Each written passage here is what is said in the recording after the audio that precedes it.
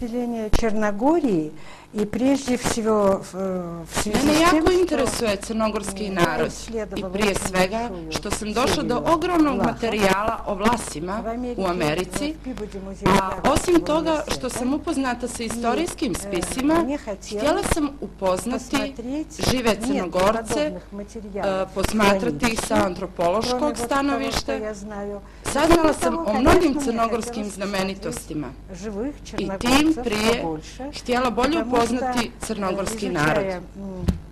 Остеологический материал черепа и скелеты, я поняла, я увидела за ними живое население. И очень важно было познакомиться поближе с живым населением. Тем более, что черногорцы – это группа, которая, то есть это народ, который… Crnogorci su narod koji je karakterističan po posebnom položaju i rasnoj klasifikaciji.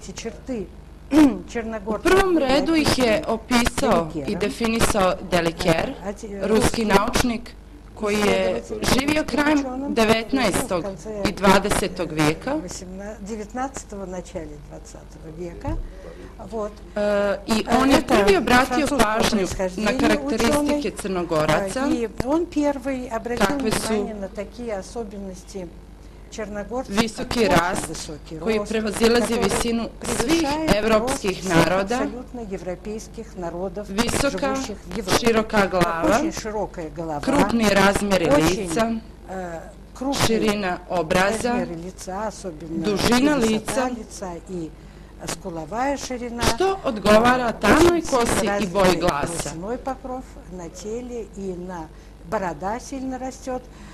То есть это очень такое своеобразное сочетание при темной пигментации волос. Ali u prosjeku je više onih sa takozvanom svijetlom, to jest jasnom bojom glasa, što nije tipično za južne Slovene. I просто очень хотелось познакомиться. I htjela sam se prije svega zbog toga upoznati sa crnogorskim narodom. Vi ste danas u Crnogorskoj akademiji nauka i umjetnosti govorili o porijeklu Slovena i teritoriji koju su naseljavali po nalazima antropologa. Kakav je to položaj i koji su to elementi koji ukazuju na veze među južnim Slovenima i veze sa ostalim Slovenima?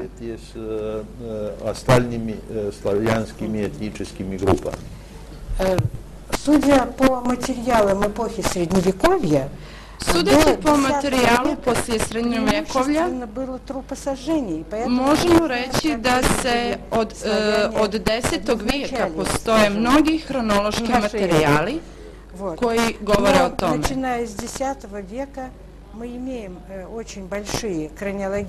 Postoji velika količina hronološkog materijala iz doba srednjevjekovlja i to poslije 10. vijeka, a koji se tiče s istočnih, sjevernih i zapadnih Slovena, i iz tog doba imamo karakteristične fizičke osobine srednjevjekovnih Slovena koji se tiču širine lica, duge glave, srednjeg rasta, kako recimo nije kod Crnogoraca.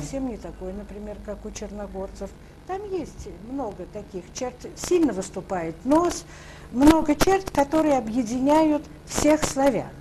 И Kada bismo napravili kartu prema podacima o ljudima koji po fizičkim karakteristikama imaju veliku glavu, srednji rast, veliki nos, dobili bi izgled koji karakteriše narod koji je koncentrisan na određenoj teritoriji, recimo uzimajući u obzir rijekama opredjeljenu teritoriju. Sa zapada imamo Odru, sa sjeverozapada imamo Vislu, sa sjeveroistoka imamo zapadnu Drinu. Западная Двина. Sa istoka desne pritoke srednjeg Dnjepra. Pritoke srednje части Dnjepra. Sa juga imamo lijeve pritoke Dunava. Kao što se vidi, u pitanju je dosta velika teritorija. I upravo su tu karakteristične te crte naroda. I ako pogledamo kulturno nasljeđe Slovena, ono odgovara. Ali interesuju nas antropološki podaci koji pokazuju vezu sa Slovenima i manjim kompleksima. Ali mi vidimo kako se jako mijenjaju u pravcu istoka i juga i prema južnom dijelu obale Baltika antropološki tip. По направлению к востоку, к югу и на территорию южного побережья Прибалтики, как изменяется антропологический тип, вот характерный для... Znači, karakteristike srednjovjekovnih Slovena. Na primjer, vidimo da stanovništvo istočne Evrope se širilo i dolazilo je do promjena u karakterističnim crtama u procesu širenja i susretanja istočnih Evropljana sa ostalim stanovništvom. Na primjer, vidimo kako Zapad, odnosno zapadni kompleks, kako ga mi nazivamo, on se mijenja i smanjuje ka istoku, a povećava i jača ka drugom smjeru. Финно-угорского населения. Таким образом, мы делаем вывод о том, что mi smatramo da su se Sloveni kretali iz svoje prapostojbine ka istočnoj Evropi, gdje dolazi do asimilacije sa mjesnim stanovništvom. To nije tako neobičajno, jer to je bio narod sa jedinstvenim privredno-kulturnim tipom. И славяне занимались подсечно-огневым земледелием, и восточные Sloveni su se bavili i živjeli na način kojim su živjeli Sloveni, odnosno stanovništvo čiju su teritoriju naseljavali. Были земледельцами с тем же самым хозяйственно-культурным типом. Работая над материалом... Radeći na antropološkom i istorijskom materijalu, primijetili smo postojanje jedne zakonitosti Slovena, našli jednu очень интересную закономерность, что стратегии выживания oni koji su naseljavali istočnu Evropu imali su strategiju življenja na teritoriji stanovništva koje tu već postoji, a to je da dolazi do miješanja sa tim stanovništvom.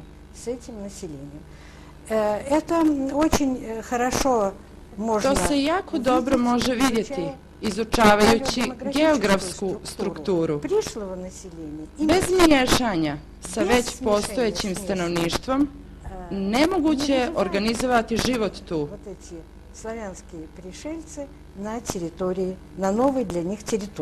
To možemo vidjeti i u odnosu na južnoevropljane, gdje vidimo sasvim drugačije karakteristike istočnih Evropljana koji su tu došli i miješali se sa mjesnim narodom. A možemo vidjeti i da je to bila strategija življenja stanovništva Južne Evrope. Эта стратегия выживания была характерна и для южных славян. То же самое. To se vidi i pri primjeru raseljavanja Slovena prema sjeveru, odnosno prema Baltiku. I mislim da im je to bila strategija življenja i u odnosu na ostale narode čije su teritorije naseljavali. Oni su osjetili potrebu sajedinjenja sa ostalim narodima. Takvu situaciju možemo primijetiti i u savremenoj epohi pri raseljavanju ruskog stanovništva ka teritoriji Sibira. Ruskim уже населением Сибири. Точно так же, вот, например, na primjer, mi smo proučavali raseljenje Rusa ka teritoriji Bajkala i istraživanja pokazuju da su se tamo doselili još prije 300 godina. Oni su se također miješali sa tamošnjim stanovništvom с бурятскими, с венскими и венкийскими женщинами. I prilagođavali kako životu, tako i klimatskim uslovima života. Это коренное население было приспособлено к северным таким областям, что тоже облегчало затем натурализацию вот этого пришельцев русских на территории с другими климатическими характеристиками. Что касается Tako možemo reći i za Crnogorce, koji su također slovenski narod. Это же тоже славянское население, антропологически koji se po antropološkim nalazima razlikuju od slovenskog naroda. Pa mislim da je upravo tome potrebno pokloniti malo pažnje, odnosno karakteristikama savremenog crnogorskog naroda u odnosu na slovenske pretke na jednoj strani i u odnosu na narode koji su živjeli na obali Jadranskog mora i Sredozemlja i u drugim oblastima južne i jugoistočne Evrope. To jest vas interesuет epoha srednjevjekovja.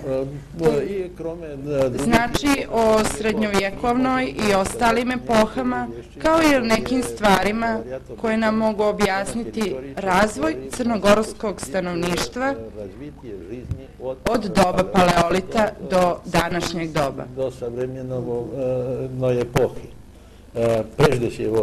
Prije svega pomenuo bih crvenu stijenu u blizini Nikšića, koja govori o tome da su jako davno na tom području živjeli ljudi. To je bronzano doba? Ne, to je još prije. A iz epohe bronze i o tome možemo govoriti sa antropološkog stanovišta.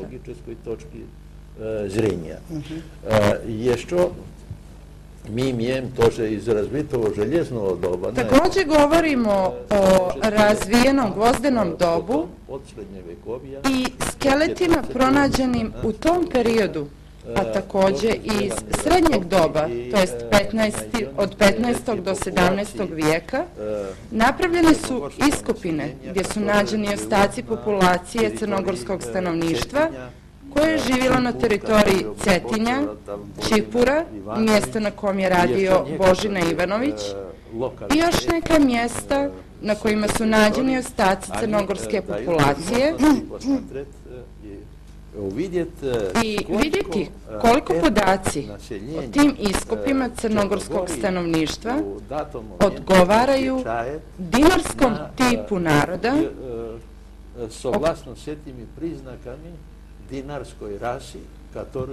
o kojima je govorio Delikjer i definisao ih krajem 19.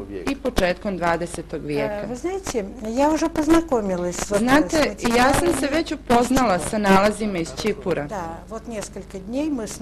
i proučavala ih nekoliko dana i naravno vide se razlike u odnosu na srednjevjekovne Slovene.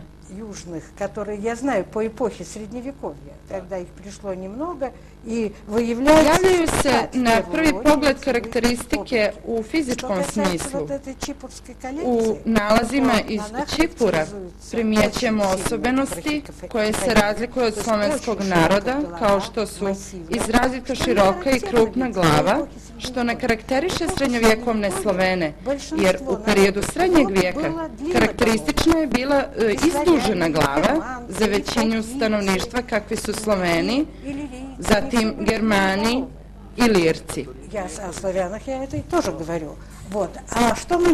Međutim, mi vidimo da se u spisima sa Čipura može zapaziti osobenost u 15. do 17. vijeka gdje imamo široku i okruglu glavu, krupni razmjeri lica,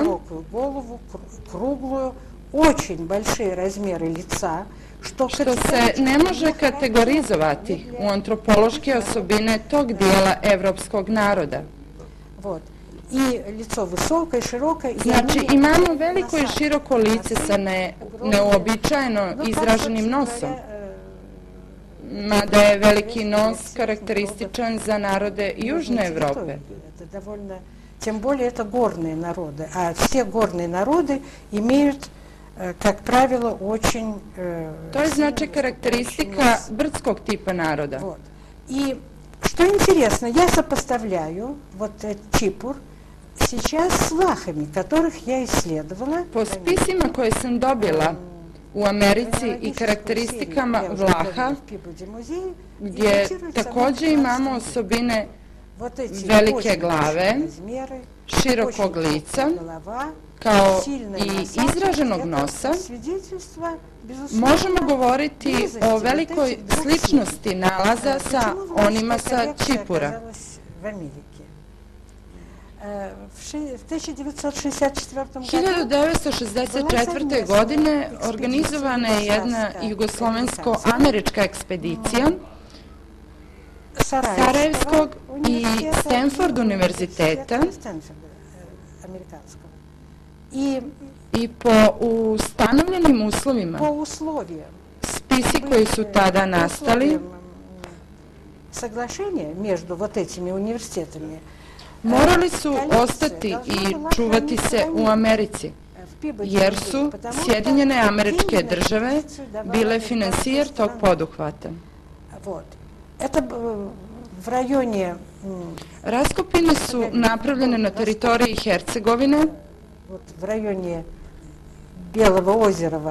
tačnije reon Belče, gdje je u raskopanim grobnicama nađeno 350 skeleta svih dobi, od novorođenih do starijih ljudi. Nažalost, na tome je malo porađeno, jer je vođa ekspedicije preminuo i radovi su stali. И как-то эти материалы там и остались. Когда мне довелось в 1991 году туда приехать, они мне предложили эту серию. Međutim, kada sam prve godine bila tu, predložili su mi da poradim na tim nalazima. Tako da sam, došavši sljedeći put, u potpunosti završila proučavanja i objavila rezultate radova, najprije u Americi, a onda i ovdje kod vas na kongresu, kao što znate. Да. Кстати говоря, тут можно потом будет посмотреть. Mislim da bi mogli pogledati fotografije, to je grafički prikaz. Да. Это можно показать?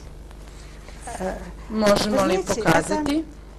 По черепам, восстановление лица по черепу, это очень... Upoređivajući sa istraživanjima sa Čipurom, ovdje možemo vidjeti grafički prikaz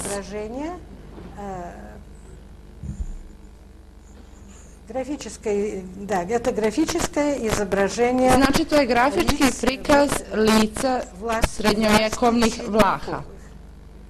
No, vidno тут, что они очень носатые. Vidimo tipičan izgled sa izraženim nosom, krupnom i masivnom glavom, kao što su predstavnici dinarske rase. И, значит, прежде всего, отвечая на ваш вопрос... Prije svega, odgovarajući na vaše pitanje, možemo reći o razlikama u veličini oblika u srednjovjekovlju. Nije bilo ljudi tako visokog rasta. Na primjer, u srednjovjekovnoj Slovena prosječna visina čovjeka je bila 162 cm maksimalno, dok kod Vlaha, o kojima sam govorila, prosječna visina je kod muškaraca 174, a kod žena 168, što ne možemo naći kod srednjovjekovnog Slovena. Oni su izuzetno masivne i visoke građe i ja sam izuzetno zainteresovana proučavanjem Vlaha. Теперь, ну, я очень заинтересовалась этими влахами. У вас есть вопрос? Nije вопрос toliko na, ja думаю, što... Mislim da bi bilo dobro uporediti te podatke sa spisima sa Čipura i napraviti paralelu između crnogorske populacije toga doba sa srednjovjekovnim Slovenima. Они очень сходны. Мне пока еще не удалось по цифрам сравнить. Ja bih zaista htjela uporediti podatke. Međutim, vlaški materijal je dosta obimniji od čipurskog, ali može se konstatovati da su dosta slični. И знаете еще, где в Герцеговине есть... Pomenula bih da se u Hercegovini nalaze nekoliko grobnica oko kojih je radio profesor Mitić. И вот Pavlava. I tu također možemo vidjeti razlike od srednjovjekovnog tipa Slovena. Очень крупное население. То есть это было характерно уже в эпоху средневековья для этого. To je bilo karakteristično također za epohu srednjovjekovlja. Pri čemu se Vlasi ubrajaju u potomke Iliraca. I hoću da kažem, ono što sam ja dobila i proučavala, a i vi ste također bili autor stavke u saradnji sa Božinom Ivanovićem i akademikom Aleksejevim, koja se odnosila na Ilirce. I ja sam naravno uporedila te materijale. Vidjela da između Vlaha i Iliraca ne postoji veza, jer oni su tipični sredozemnomorci. Длинноголовые, они типичные средиземноморцы, понимаете, типичные средиземноморцы. И таким образом... Možemo reći da po svim nalazima Vlasi ne spadaju u grupu Slovena, еще вот эти, поскольку они влахи, они не славяне, и в то же время они отличаются от других, и потомки иллирийцев, но отличаются от других иллирийских групп. Следовательно, sljedeće je to da antropološki podaci mogu dovesti do suprotnih rezultata. Дают какие-то противоположные результаты тем, которые дает языкознание или этнография. Etnografija ili istorija. Или история. В том-то и дело. Znači po pitanju i etnografije i istorije. No, jako interesantno da kada sam dobila materijal, htjela sam bolje upoznati Crnogorce i komponente Iliraca koji se u današnje vrijeme javljaju posebno kod Crnogoraca. И особенно в черногорцах. Теперь. Еще можно? No, пожалуйста, да, mi možemo pogovarivati o tim vопросам i diskutirati. Možemo razgovarati u svakom slučaju o tim pitanjima, o tim koje ste vi proučavali i onima o kojima smo mi proučavali, o podacima dinarskog tipa naroda i njihovog rasprostranjenja, kao i o izolaciji Crnogoraca kao jedinstvenog tipa među ostalim pripadnicima dinarskog tipa. Što je interesno? Evo što je interesantno. Ja sam pokušala naći analogiju u pogledu osnovnih crta Vlaha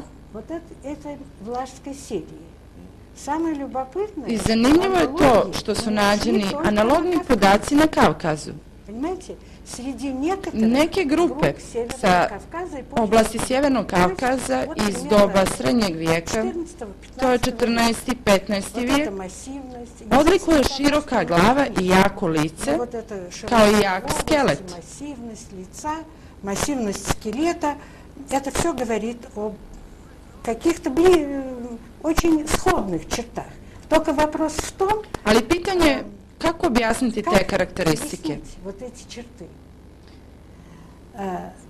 Если следовать вот вашей Sljedeće u vašoj teoriji, kada govorite o planinskom, odnosno brdsko-planinskom dijelu Crne Gore, Pirineja, Kavkaza, je odgovoriti na pitanje genetskih veza među tim narodima. Ali mi ne govorimo o genetskim vezama. Mi govorimo o sličnostima jednih na druge. Tu mogu postojati dva objašnjenja. Na primjer, vaša teorija, koja je meni u potpunosti razumljiva, govori o tome da idući tim brdskim, odnosno gornjim dijelom Južne Evrope, primjećujemo neke prilagođenosti drevnih karakteristika koje nijesu u potpunosti odgovarale postojećim rodnim elementima. I možemo reći da su te osobine ljudi ostale sačuvane i javljaju se kako u drugim etnosima, tako i antropološkim podacima raznih naroda. U isto vrijeme imamo i još jednu tačku gledišta o kojoj ja govorim i o kojoj razmišljam. Ja sam jako zainteresovana pitanjem nastanka čovjeka. I mi smo proučavali život savremenog čovjeka u različitim ekološkim nišama.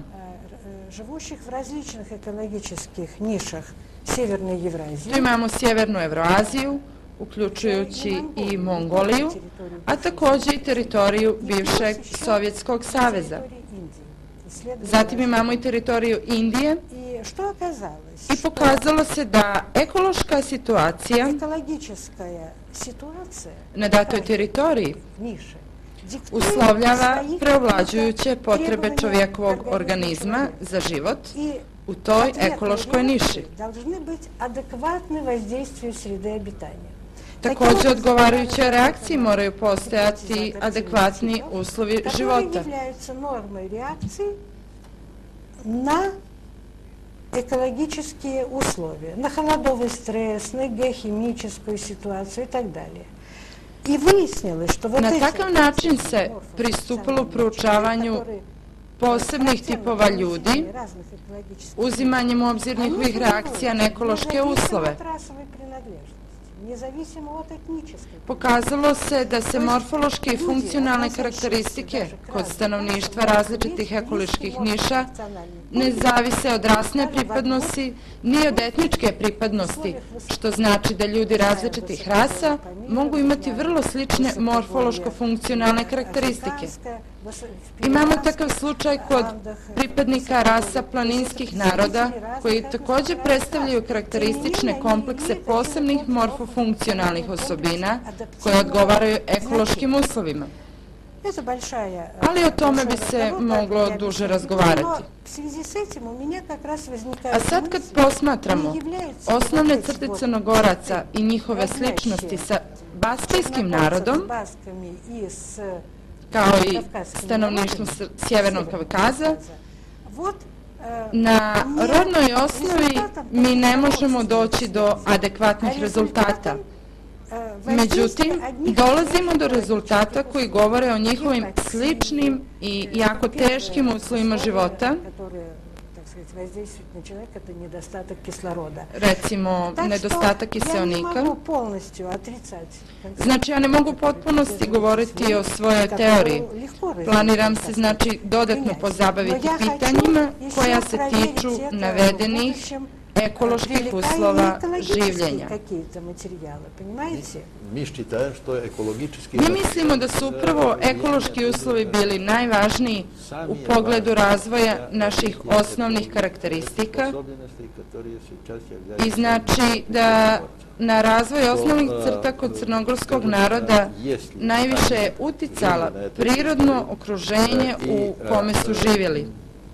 Развивались, они и жили под влиянием этой природной среды, где они были. Нам это говорит o tome nam, na primjer, može svjedočiti Durmitor i stanovništvo koje je tamo živjelo. Исторически можно проследить, что они только больше 200 лет.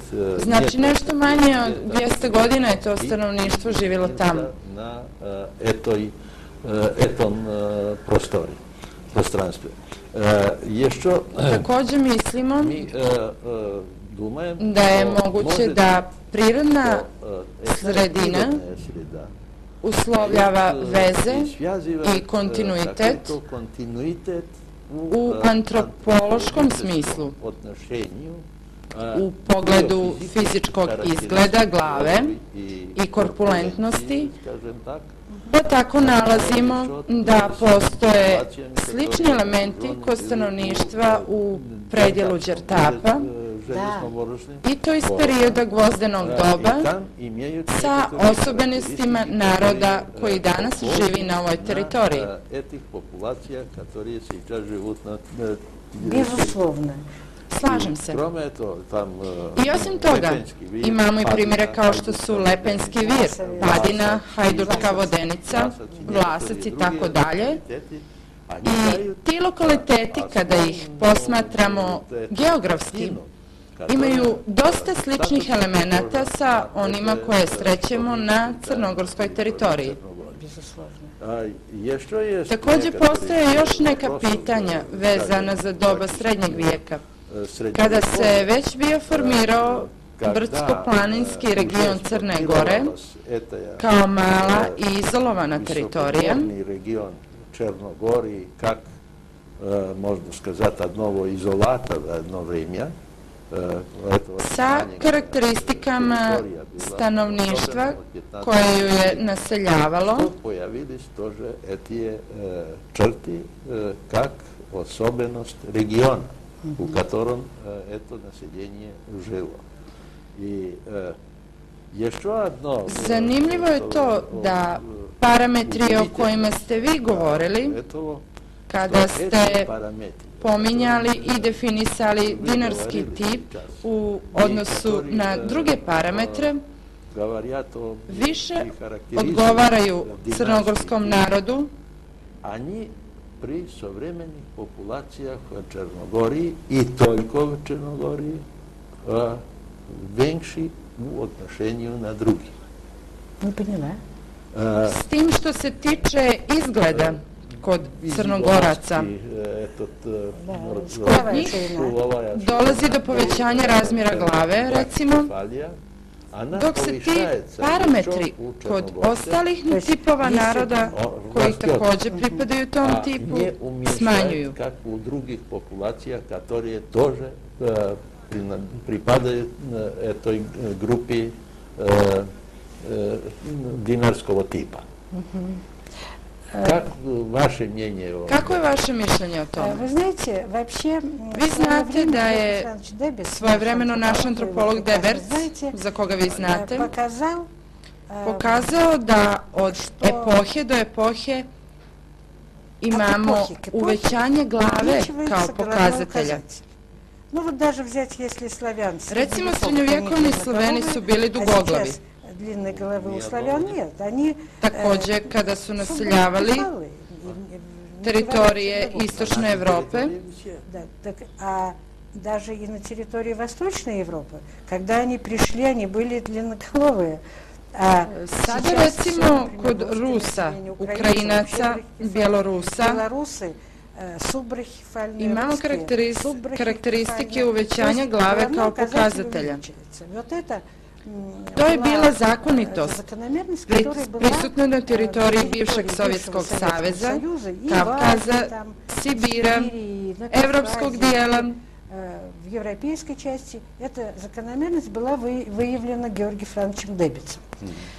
Кроме того, osim toga, postoji još jedna karakteristična zakonomjernost po pitanju širine lica. Od vremena starih epoka do sadašnjosti, i Deberc je te zakonomjernosti nazvao epohalnim izmjenama crta. Uopšte u većini regija imamo tu pojavu, međutim Malhaz Grigorjević, gruzijski antropolog, nije našao takve pojave kod vrsta koje je on ispitivao.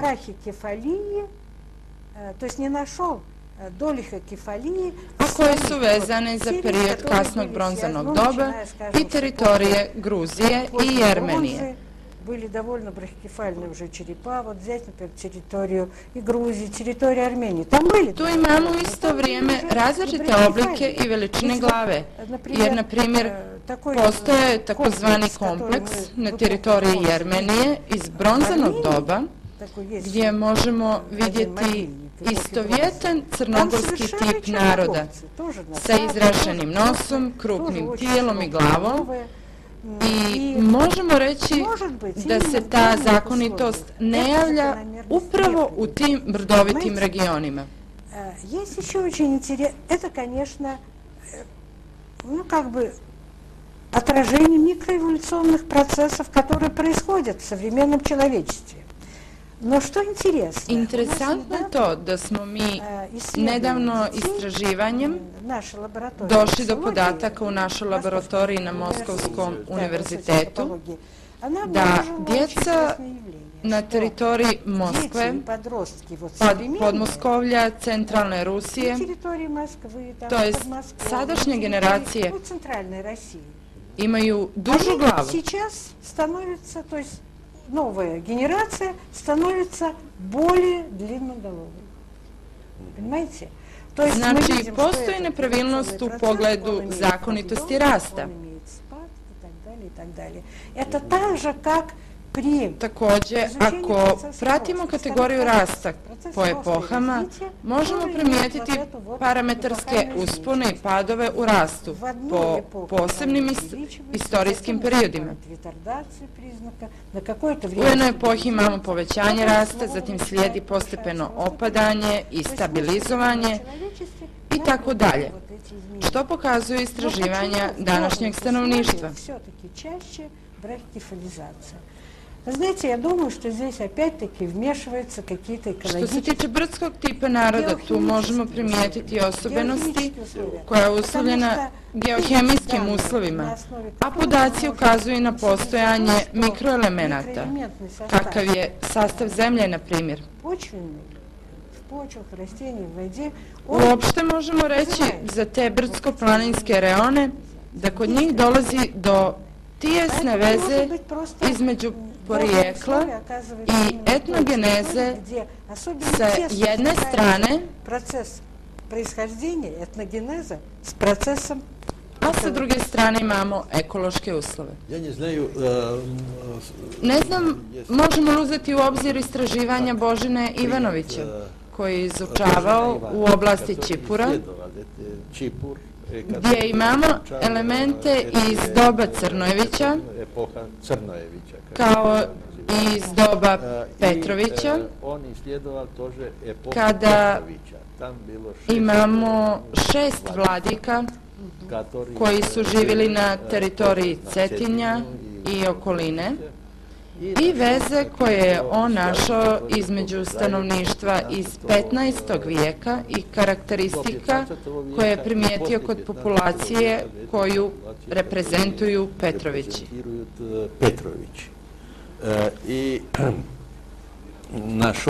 On je pronašao neke osobenosti koje se mogu dovesti u vezu sa drevnim stanovništvom Balkanskog poluostrva i neke karakteristike koje su ostale sačuvane do danas. U savremenoj epohe. Для черногорских... Gledalce nezavisne televizije Montana interesuje da li postoje podaci koji mogu govoriti o sličnostima i u stvari ispravnosti nalaza Božine Ivanovića. Антропологических данных, которые подтверждают мнение Božine Ivanovića. Ja sam u skladu sa ovim odgovorila kada ste me pitali zašto sam došla u Crnu Goru. Zapravo, ja sam prošle godine sarađivala sa pokojnim Božinom Ivanovićem i razgovarala na kongresu upravo o tom pitanju. Vi znate da što se tiče antropoloških podataka, vremenom dolazi do raznih izmjena u tipovima stanovništva i postoje nedostaci u pogledu toga što dugo vremena narodi sačuvaju svoje karakteristične osobine. Поскольку ни с чем не смешивается, что типично для этой территории. И я должна сказать, что вот... Recimo, kada govorimo o Vlasima i o njihovim osnovnim crtama, ne postoji analogija sa stanovništvom srednjeg vijeka, ali nalazimo elemente, na primjer, iz gvozdenog doba. Аналогии находим вот именно в тех сериях, о которых вы говорили. Это вот Лепинский вир, Власов. Vi ste govorili, na primjer, o Lepinskom viru, Vlascu. Dakle, govorimo o arhaičnim elementima koji se javljaju do današnjosti. Которые, понимаете, вот выявляются до современности. Мы такой пример... Imamo i primjer na našoj teritoriji, na teritoriji Istočne Evrope, recimo u oblasti južnog i sjevernog dijela, također i Istočne Evrope, imamo nalaze o posebnim karakteristikama ljudi koje također primjećujemo u srednjovjekovnom dobu, kod Slovena koji su se miješali sa tamošnjim stanovništvom i, na primjer, danas kod nekih ruskih naroda također primjećujemo te arhaičke elemente. Znači, imamo utjecaj prirodne sredine na organizam i život čovjeka i formiranje karakterističnih crta pod dejstvom takvog okruženja, kao, na primjer, kod brdsko-planinskog tipa naroda. Znači, u pitanju je prirodna izolacija, a ovdje smo u Crnoj Gori imali sa jedne strane izolaciju, znači tog brdskog dijela, i sa druge strane ona je skoro, mada i više od 400 godina, bila pod političkom i istorijskom izolacijom. I možete li biti što eto тоже влияло? Možemo reći da je to također utjecalo na formiranje osnovnih karakteristika crnogorskog naroda. I mislim da bi ovi mogli privesti kraju našu diskusiju. Mislim da smo ukazali na jedan broj značajnih pitanja na kojima još treba proučavati i raditi. Hvala puno i vama također.